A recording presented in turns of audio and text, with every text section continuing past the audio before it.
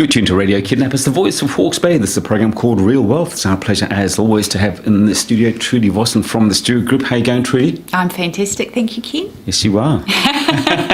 Alone at last. That's right. An assignation on the radio. Now, we are going to talk about, well, before we talk about what we're going to talk about today, which is insurance and why is it important, just remind our listeners what the Stewart Group is all about. We're Stewart Group of financial advisors and planners, and we specialise in wealth management, risk management, along with KiwiSaver advice for our clients. You do, and if we need to come and see you for some advice, where do we find the Stewart Group? We're just round the corner at 204 Karamu Road in Hastings. Now, we're going to talk about insurance, as is our want, and I just wonder, why is it important to have insurance? It's such a good question, and I think it's different for everyone what is going on in their life. But at the end of the day, it is peace of mind and it's removing the financial stress. And I was thinking about this driving here today, and if you don't mind, I'll share a bit of a personal story. I've been really lucky. I've always been quite healthy, just one of those annoying people. I know you are. Doesn't really matter what I do. I eat reasonably well, but I've never had anything seriously wrong with me. And I had a phone call recently to just ask me to go back to have a second mammogram. I'm at an age now where it's free, and I've been really good with it. And I'm a catastrophizer. So if I get any news, I go to the worst case scenario in my mind, and I think, well, if I can deal with that, I'm fine. And then we dial it back 100 and deal with that. But it was really interesting to me because what went through my head was I went straight to the insurance that I had. So I've dealt with claims for clients over the years, and they've told me their stories, but this was really personal because it was just immediate, and I was going through my mind the numbers because obviously I know off the top of my head exactly how much I have, as I should do, and I was thinking, okay, so I've got this, I can cover the mortgage, I can do this, I can do that, I'm fine financially. I can focus on, if there was, and there probably isn't, anything wrong with me, I can focus on that because I knew what and that really brought into my head how important insurance is on a really personal level, because I thought, I'm fine. Financially, I'm fine. I know that my house is sorted. I know that I've got replacement income. All these weird things that you kind of go through your head. And I thought, so I can just deal with the next step health-wise. Because that's all sorted out, and that's why insurance is important, because it gives you that peace of mind to focus on yourself and your health. You know your family's looked after.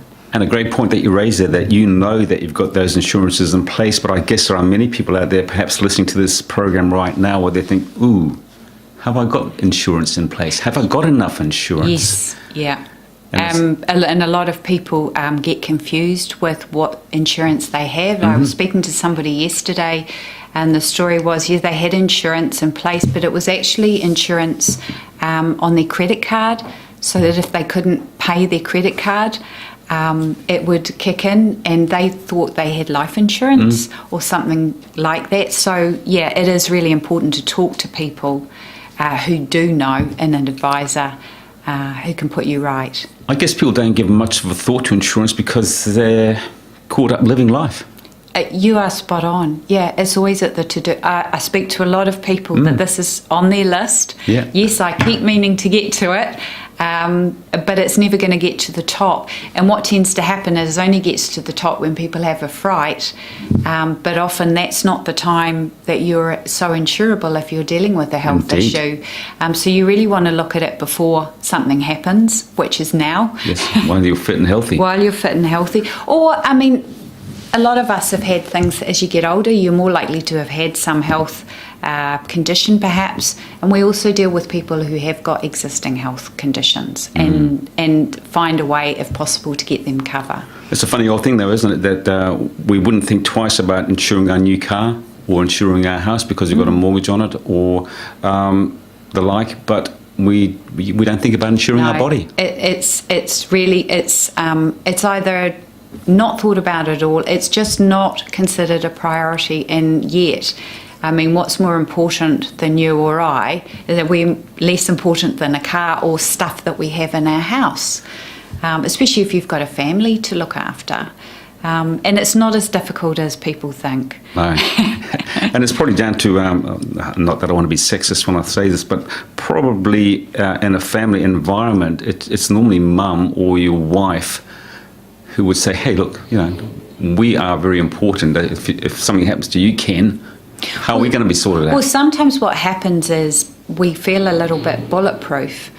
Well, nothing bad's ever happened before, so we will assume that will continue. Or we can't imagine a situation where we're not going to be able to manage, because we always have in the past. Yes. So yes, sometimes it will be the person who's not earning the income, who's perhaps staying at home with the children, who will suddenly think, hang on a minute, what would happen to us if something happened to our partner? Indeed, I guess also. Mum or our dad. Yeah, the problem is we're acknowledging our mortality, aren't we?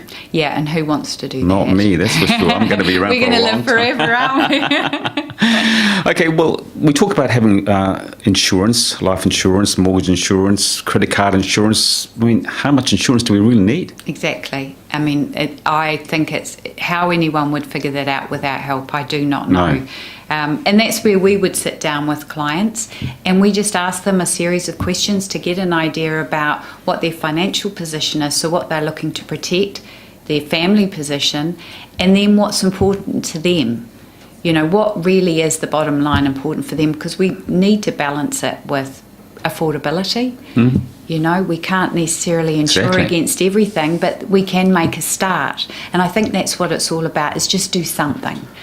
What if we haven't made a start and we now realise that, I'm not getting any younger and I'm not getting any fitter, and I have got a condition, I don't know, let's say I've got crooked kidneys, and I decide that I want some insurance. What's the likelihood of me getting some?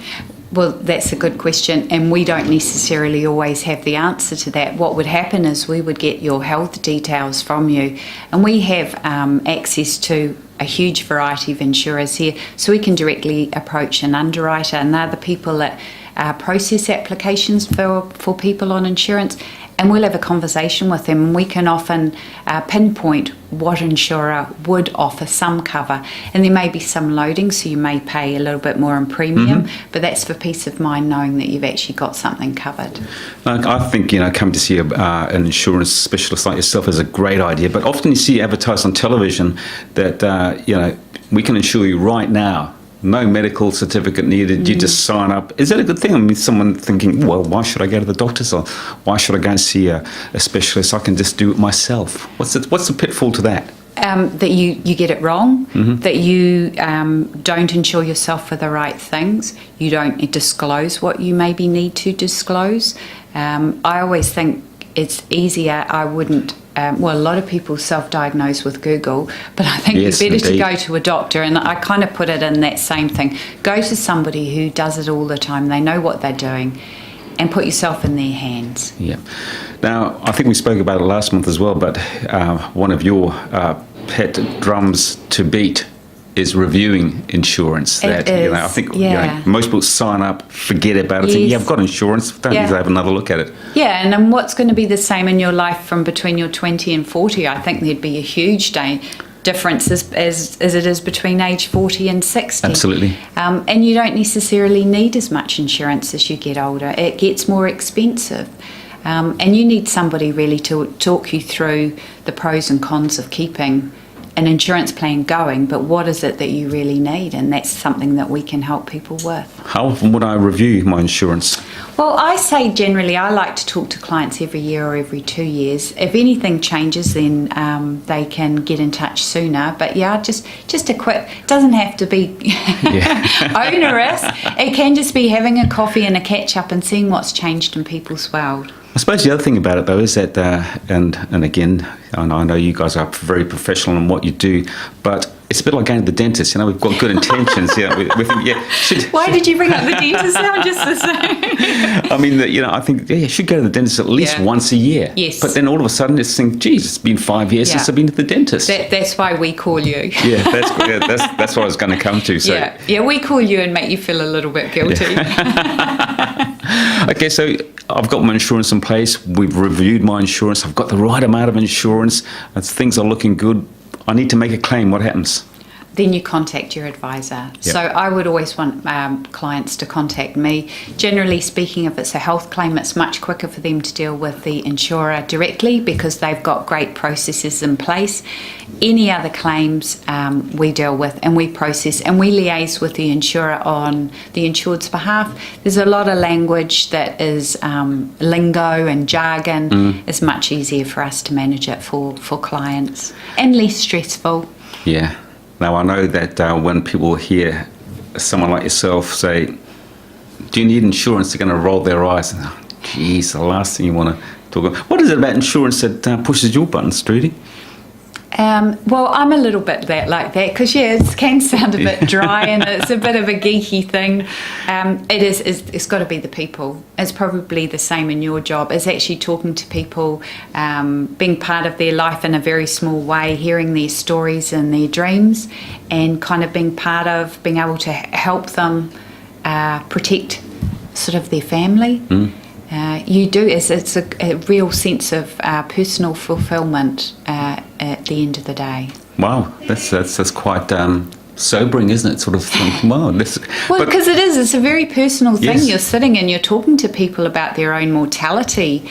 You're talking with a couple and they don't necessarily have a conversation about money very often. No. They're often quite different. One might be, she'll be right, and the other one worries. So you're trying to get them to find a happy medium. And I guess also in many ways you're probably a counsellor as well, because if someone passes away and then you've got to talk to the remaining partner about, hey, look, we're going to sort this money out for you. It must be very raw. And how do you cope with that? I think it's, again, you just a lot of compassion. You put yourself in their shoes. How would you want to be treated in that situation? And quite gently, yes. I would say. It's not all about the claim being paid out. It's just about as and when that person is ready to deal with it.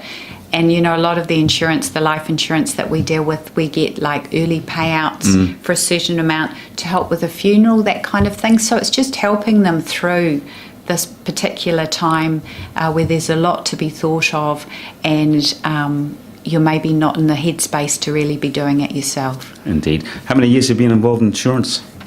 I have been involved in insurance since the end of 2005. So originally I started with a small company, more on the side where we were processing applications for cover and claims. And then in 2012 I went to work for Stewart Group and I've been an advisor there for the last couple of years. Never look back? Never look back, no. Can you see yourself doing anything different?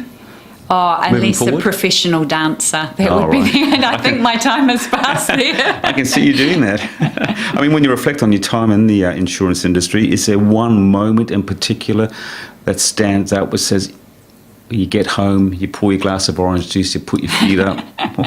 What makes you feel good about that job, other than maybe some of the things you just mentioned? But is there one standout moment which says, nice one? It's really knowing that you've helped people who are going through something difficult, whether they are grieving the loss of somebody or perhaps terminal illness claims when you've had to have those hard conversations with people that they know that they've not got too long to go, and you know that you can make their life that little bit easier. Just that one bit, it just gives you a good feeling. Good on you. Now, before we get back to work, Trudi, just remind our listeners, we want to come and see you at the Stewart Group, or in fact anyone at the Stewart Group, for some really good financial advice. Where are you? We're 204 Karamu Road in Hastings. And what's your phone number there? We're 06 878 8961. As always, our pleasure. You look after yourself. Talk to the same time, same place next time. Thank you, Ken.